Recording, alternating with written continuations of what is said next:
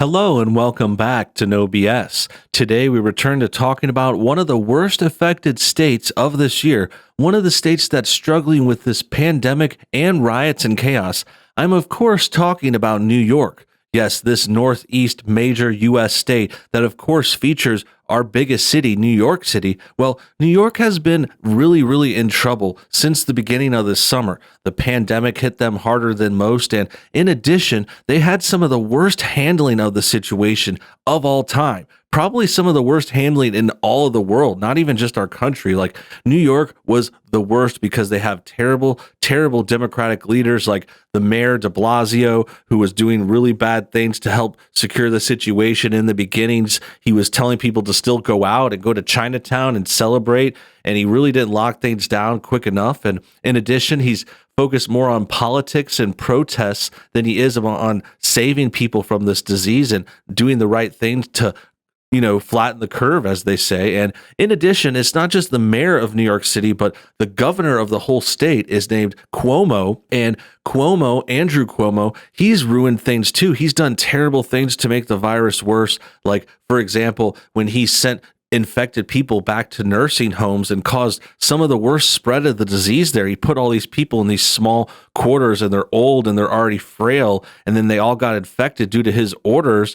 And yeah, that's caused the whole place to go really bad. And the worst part is things are not even close to getting resolved. Like there's bad things going on there. They're becoming this sort of totalitarian state that's gotten plagued with this virus and shutdowns and, mask mandates and bad rules and stuff like that. And in addition, it's had a sort of eerie kind of tone, like a turn towards maybe being like a socialist, like communist place. Like that's what these liberals and lefties are pushing towards. They want more, Marxist beliefs, kinds of identity politics focused things. They want to push things to the left. The state has all the power, controls all the businesses and everyone's lives step by step, beat by beat. And that's what's resulted in today's story. Today, we're talking about a new episode and a new bad thing coming out of New York. This time, it's a food line, as this article here from the New York Post reads. It says, hungry New Yorkers form quarter-mile line for free food in Queens. Now, this isn't exactly communism, but it's definitely looking pretty close. This is what they talk about whenever we read about it in school and talked about how bad communism was. It was always like, oh, there were these bread lines. Like people had to wait in line to get their food every morning. Like they're almost like prisoners in a chow line, because that's the only source of food in these bad situations. Like you don't get to have your own choices and make money and cook and do things on your own. You have to line up and have the state just hand everything to you day after day. And that's what's kind of going towards in New York City. It's looking bad. People have these masks and they're in line. They're not really fully social distancing, as I can tell. It doesn't look too good to me. And this seems like a long kind of bread line. It's almost like the Depression too. This reminds me of the Great Depression and how people couldn't get food, so they had to come up for government support. And, it's a similar kind of situation. They get the population weakened. They get you guys dependent on the state. And then next thing you know, you just have to wait for the food line every day. And it's kind of eerie to see this in 2022. Like this is something that should have never happened, especially in one of our great states. So with that said, let's go ahead and read on and see what else they have to say. It says, hungry New Yorkers form quarter-mile line for free food in Queens. And then there's an ad for Sargento cheese, which is actually delicious. But I find the food ad here a little bit cruel.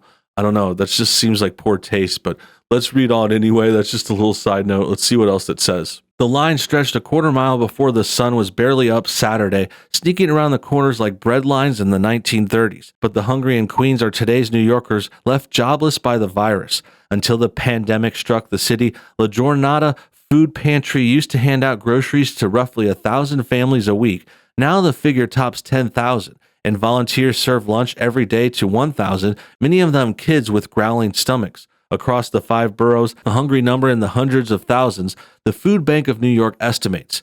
It reminds me of the picture from the Great Depression where a man in a suit and tie is giving another man a suit and tie an apple. That's all he had. La Jornada's Pedro Rodriguez told the Post. We give all we have, but that's not enough. Seniors, moms, and kids and singles Many immigrants from China and Mexico wait for hours. They turn out in droves wherever and whenever the food pantry's truck shows up. We feel like we are underwater, drowning in a tsunami of people, Rodriguez, a volunteer who acts as the food pantry's executive director, told the Post.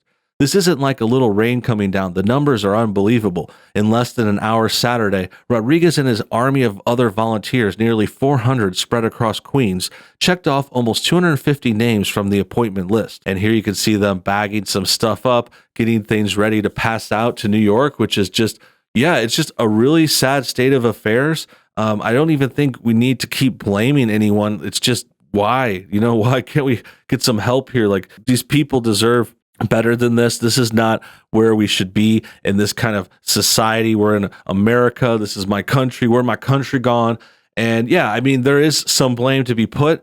Some of it is natural blame, but I think a lot of it can be put on China too. They brought that virus into the world. They let it spread without telling us exactly what was going on, making things worse. And no one's really talking about that. No one's talking about blaming de Blasio or Cuomo much either. The terrible Democrats in charge in these areas obviously deserve blame for making things at least a bit worse. I mean, you could debate how much and how worse, but I think it's pretty undeniable that they're not helping as much as they should. They're definitely doing bad things and just spreading corruption. Like, for example, de Blasio has had trouble controlling the crime problem. Crime is out of control because the cops are getting defunded and they're getting handicapped, and they can't do their jobs right because they're getting pushed and all this anti-cop propaganda from the liberals. They think cops are terrible criminals and racist, and it's not true. But that's what's going on out there. And it's like, how are you going to be a cop in that kind of situation? The town doesn't support you. The people aren't respecting you. If you do your job and try to defend yourself, you could get arrested. I mean, that's a scary place to be.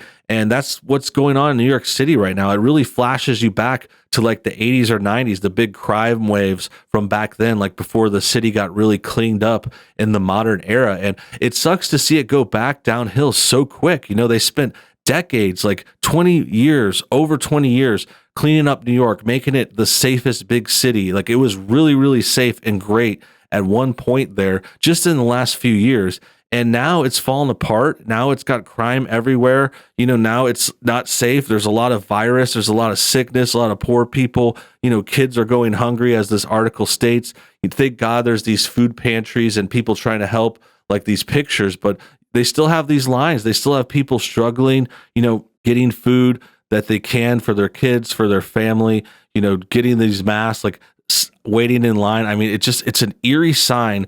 And like they said, it reminds you of like the 1930s. It reminds you of the Great Depression. In addition, like socialism, it reminds you of places that have these lines, like in Russia, in the failed communist states, things like in Cuba. And that's the kind of line in the way this is going. That's going to be New York one day. That's going to be a lot of places. Like California has similar issues. I don't have examples of their food lines, but I'm sure it's bad there too. Like, I've seen people already talk about the government try to hand out a lot of unemployment and do a lot of like rewards for people in the state, but that gets really sticky because these guys are also trying to reward and give away stuff to illegals and criminals, and they're releasing criminals, because of the virus, and then they come out and then they get free stuff, and then they can't be punished because the cops are handicapped, and now they're going to commit crimes again, of course, and that's why this stuff is spiraling out of control. The protocol used to be first come, first served until the needy started showing up before dawn because they were afraid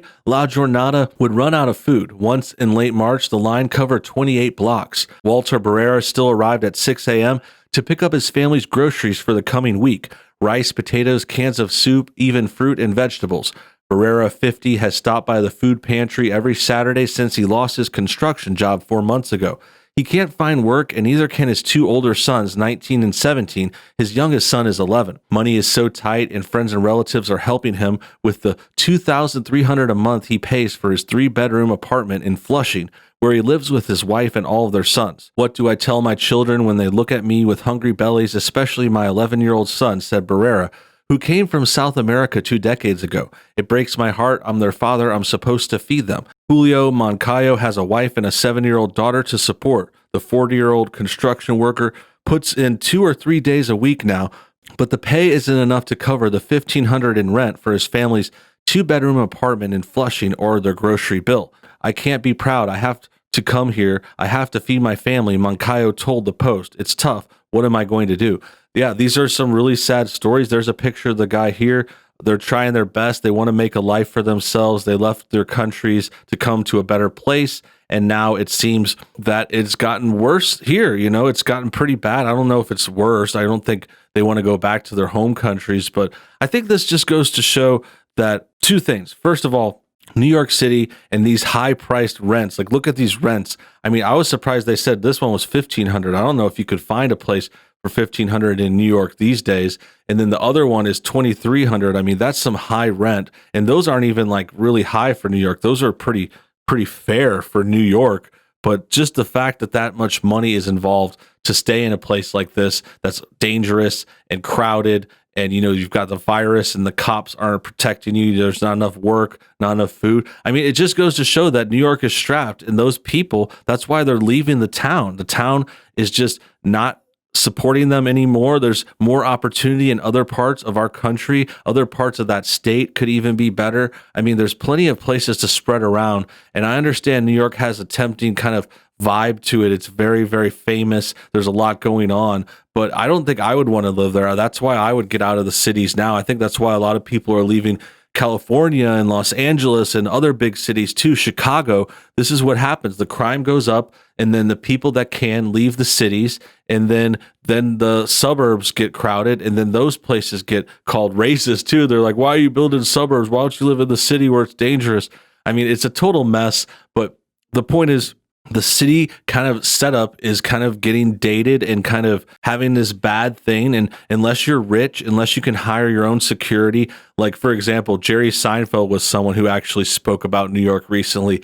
He had a post where he said, I'm not leaving New York. You know, I'm staying. We're going to make this city great again or something like that. He didn't say make it great again. I mean, that's a Trump thing. But basically, Jerry Seinfeld was trying to defend New York, and that's cool. Like, I get it. I don't want to abandon the city either, like overall, but I wouldn't want to live there. And, you know, Jerry Seinfeld, obviously, this is a comedian with $1 billion, so he can live wherever he wants in the whole world, and he'll still have money to have security guards and, you know, the best place in the city, all that kind of stuff. So it's not really an issue for these kinds of top 1% people. It's more about real people, real Americans, hard workers, blue collar ones like us, like you guys watching. And it's a big story, and it's really sad to see this major city falling apart. That about wraps things up. I hope you guys enjoyed today's video. Make sure you comment your thoughts on everything below. Also hit the like button to help us get shared, subscribe if you're new, and check our second channel, NoBS News. Until next time, have a great day.